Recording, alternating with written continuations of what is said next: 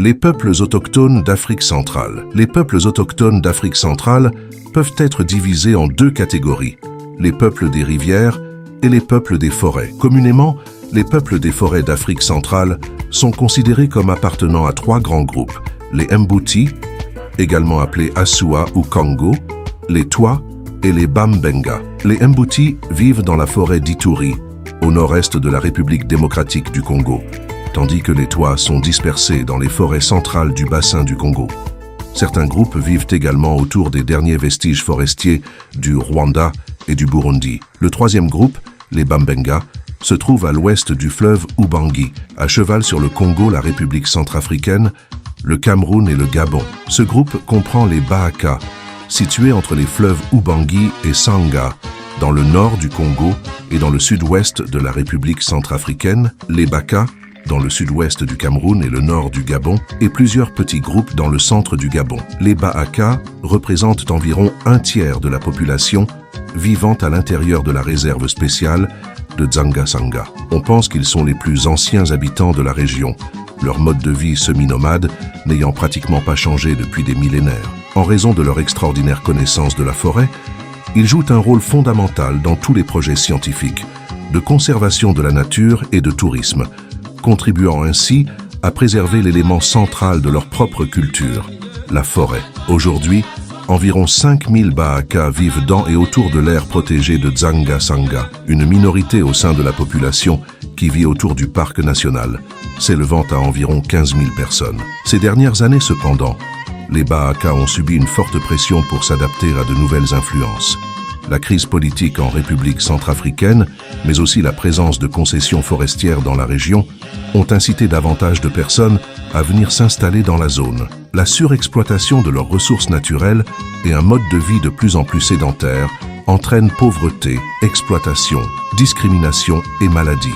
Même si leur situation s'améliore, non seulement les Bahaka ne sont pas traditionnellement considérés comme des égaux par la majorité bantoue, mais ils sont aussi massivement exploités et privés de leurs droits. Les Bahaka dépendent des Bantous car ceux-ci sont les seuls acheteurs de leurs plantes médicinales, fruits, noix sauvages, miel ou autres produits récoltés dans la forêt comme source de revenus. En raison de leur analphabétisme et de l'absence d'une bonne gestion de l'argent, les Bahaka sont exploités pour effectuer un travail manuel mal payé et soumis à des dettes sans fin.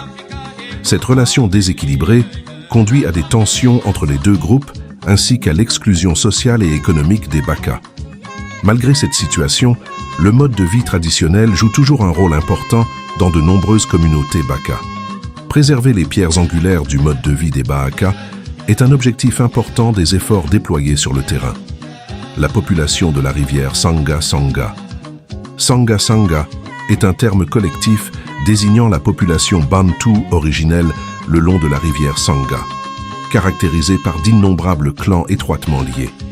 Ils sont les premiers habitants de la rive du fleuve, de ses multiples affluents et des bassins marécageux entre Salo, Bayanga, Lijombo et Wesso dans la partie nord de la République du Congo.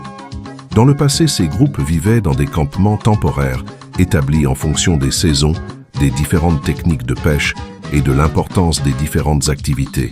Ils utilisaient les différentes parties du palmier de raffia, en particulier sa sève, pour faire du vin de palme.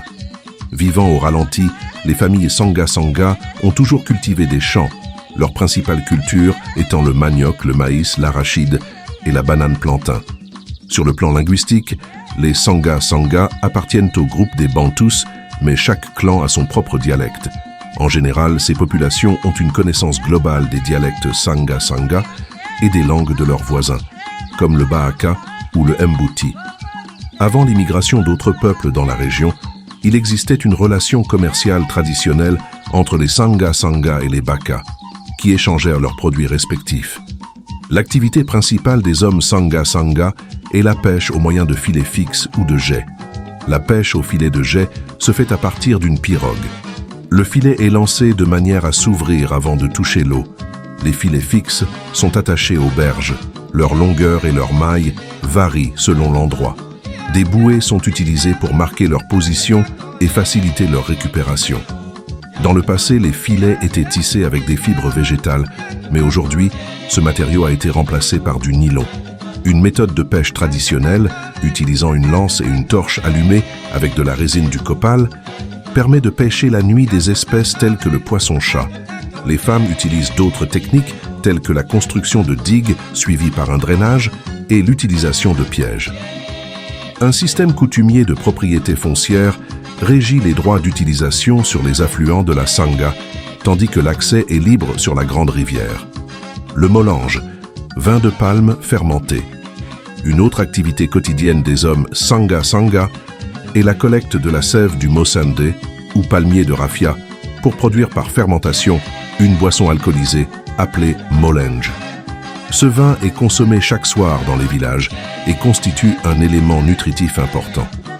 L'extraction du vin de palme est complétée par l'exploitation des feuilles de raffia pour la construction de toits, la préférence allant au grand raffia appelé bungu, que l'on trouve dans les marais inondés le long des cours d'eau.